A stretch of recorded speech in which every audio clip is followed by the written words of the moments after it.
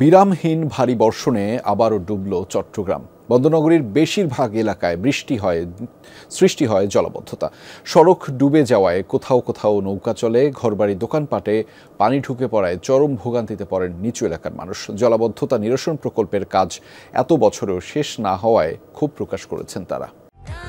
প্রাণ UHT milk, শুদ্ধতায় ও মমতায় সবসময় সেরা স্বাদে।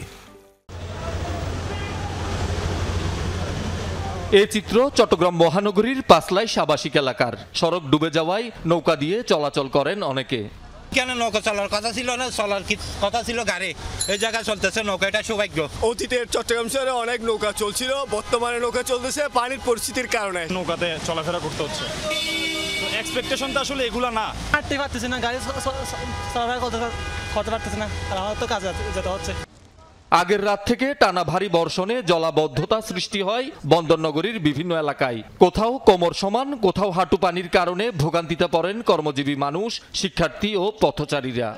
বাচ্চারা স্কুলে যাওয়া আসা অনেক অসুবিধা হচ্ছে, প্রায় কোমর সমান পানি, রিক্সা ছাড়া আর কোনো কিছু যাওয়ার পথ নাই। সকাল থেকে আসলাম স্কুলে, আর যেতে পারলাম না, এই এখন নিয়ে যাচ্ছি। সকাল থেকে পানি এখানে। আমরা কলেজ থেকে এক্সাম দিয়ে বের হয়েছি, কি কোন ধরনের পানিগুলো আসতে চায় আল্লাহ জানে। এই যে পানি জমে আছে এভাবে, তাহলে সুফল কিভাবে পাইলাম? সুফল তো পাচ্ছি না আমরা। নিচু এলাকার ঘরবাড়ি দোকানপাটেও পানি ঢুকে পড়ে, ব্যাহত হয় দৈনন্দিন কাজ। অতিবৃষ্টি, জোয়ারের পানি এবং পাহাড়ি ঢলে জেলার অনেক নিম্নাঞ্চলও প্লাবিত হয়।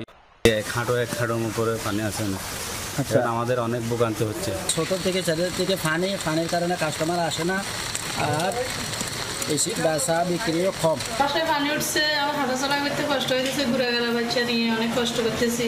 পানি উঠছে, তুলা ডুবে গেছে, এই জন্য রান্না পারতেছি না।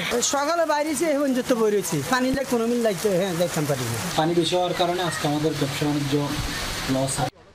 বন্দরনগরীর জলাবদ্ধতা নিরসনে প্রায় 14,000 কোটি টাকার আলাদা প্রকল্পের কাজ করছে চট্টগ্রাম উন্নয়ন কর্তৃপক্ষ, সিটি কর্পোরেশন, ওয়াসা এবং পানি উন্নয়ন বোর্ড। এত বছরেও কাজ শেষ না হওয়া এবং সুফল না পেয়ে ক্ষুব্ধ ভুক্তভোগীরা। 14,000 কোটি টাকার কাজ চলছে, কিচ্ছু নয়, 14 টাকার কাছে নয়, এখনো কষ্ট। এই এলাকা পাইতে বিছানা বৃষ্টি হলে পানি যেতেছে, কোনো দেখার মতো তো কেউ নাই এখানের মধ্যে। দেখবো যে কি অবস্থা হয় না হয়, কেউ না দেখার মতো। এটা ড্রেনেজ ব্যবস্থার জন্য যদি এত বছর লাগে, এখনো কোনো সমস্যার সমাধান দেখতেছি না, তাহলে কত বছরে শেষ হবে? জলাবদ্ধতার নিরসনের জন্য আসলে পরিকল্পিতভাবে যাতে যারা কাজ করেন। সকালে চকবাজার ও কাতালগঞ্জে জলাবদ্ধতা পরিস্থিতি এবং ঝুঁকিপূর্ণ পাহাড় পরিদর্শন করেন সিটি মেয়র। আগের মতো যেভাবে সারাদিন পানি জমে থাকতো, এটা থাকছে না। এটা 1.5-2 ঘন্টা বৃষ্টি বন্ধ হওয়ার পরে পানিটা চলে যাচ্ছে। তো তারপরে আমি চাচ্ছি যে এখানে যে সার্ভিস ড্রেনগুলো আছে, যেগুলো আপনার প্রাইমারি ড্রেনেজ সিস্টেম নালাগুলো আছে, সেগুলো আমরা ক্লিন রাখবো। শহীদুল সুমন, যমুনা নিউজ, চট্টগ্রাম।